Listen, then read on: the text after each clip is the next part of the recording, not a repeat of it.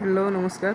আজি মই লৈ আহিছোঁ তোমালোকৰ মাজত R6-ৰ এটা আয়তৰ দিশ 12 চেণ্টিমিটাৰ আৰু প্ৰস্থ 4 চেণ্টিমিটাৰ হ'লে আয়তৰ পৰিসীমা আৰু কালি নিৰ্ণয় কৰা।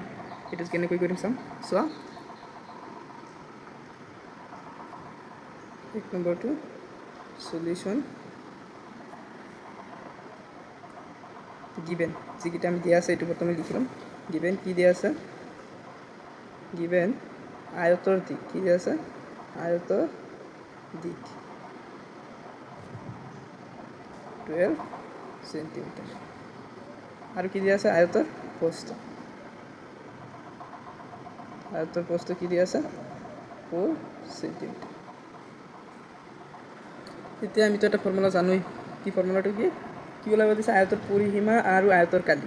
প্ৰথমে এতিয়া ইয়াতে কেম আয়তৰ কালি, আয়তৰ পৰিসীমা ফাৰ্ষ্টত উলিয়াম। পৰিসীমা, আয়তৰ পৰিসীমা ফৰ্মুলাটো কি? তোমালোকে নিশ্চয় জানা, 2 ইনটু দিক প্লাছ প্ৰস্থ। 2 ইনটু দিক প্লাছ প্ৰস্থ। 2 ইনটু দিক কিমান দিয়া আছে? 12 আৰু প্ৰস্থ কিমান? 4 হৈছে নে নাই? 2 ইনটু 16 কি হ'ব? 32 চেণ্টিমিটাৰ। পৰিসীমাটো পাই গ'লোঁ। এতিয়া কি উলিয়াম? আয়তৰ কালি। ইয়াতে লিখিম আকৌ আয়তৰ কি উলিয়াম? কালি। আয়তৰ কালি ফৰ্মুলাটো কি? দিক ইনটু প্ৰস্থ।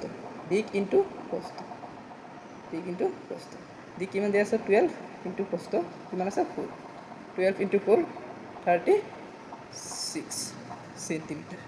এতিয়া আমি ওলোৱা হৈছে নাই? আমাৰ এইখিনি উলিয়াবলৈ দিছে যে আয়তৰ পৰিসীমা আৰু আয়তৰ কালি। 2 নম্বৰটো চোৱা, কি কৈছে? এটা আয়তৰ প্ৰস্থ 5 চেণ্টিমিটাৰ আৰু দিক প্ৰস্থৰ 3 গুণ। আয়তটোৰ পৰিসীমা আৰু কালি কিমান? কি কৈছে কুৱেশ্যনটোত? যে প্ৰস্থ 5 চেণ্টিমিটাৰ আৰু দিক প্ৰস্থতকৈ 3 গুণ। দিকটো কি কৈছে? প্ৰস্থতকৈ 3 গুণ। তেনেহ'লে চোৱা, এটা আয়ত, এইটো এটা আয়ত। প্ৰস্থ কিমান দিয়া আছে? 5 চেণ্টিমিটাৰ। দিক কি কৈছে? দিকটো কিমান? এই প্ৰস্থটোতকৈ 3 গুণ, মানে কি? 3 ইনটু 5। এতিয়া চোৱা, আমি কি লিখিম? 2 নম্বৰৰ সলিউশ্যন গিভেন লিখিম। কি দিয়া আছে? গিভেন কি দিয়া আছে? প্ৰস্থ, আয়তৰ প্ৰস্থটো কিমান দিয়া আছে? 5 চেণ্টিমিটাৰ।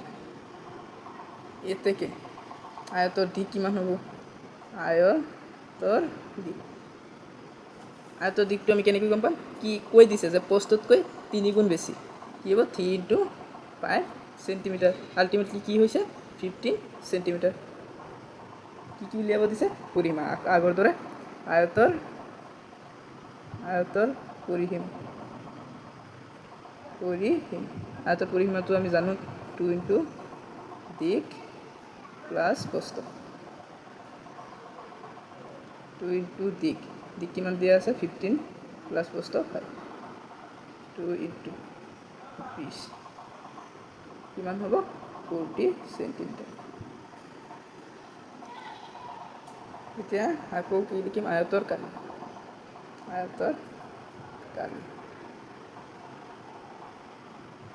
আয়তৰ কালি কি হ'ব? দিক ইনটু প্ৰস্থ। দিক কিমান দিয়া আছে? 15 ইনটু 5 কি হ'ব? 7 চেণ্টিমিটাৰ। বাকীকেইটা এনেকৈ দৰে কৰিবলৈ চেষ্টা কৰিবা। নোৱাৰিলে কমেণ্ট কৰি জনাবা।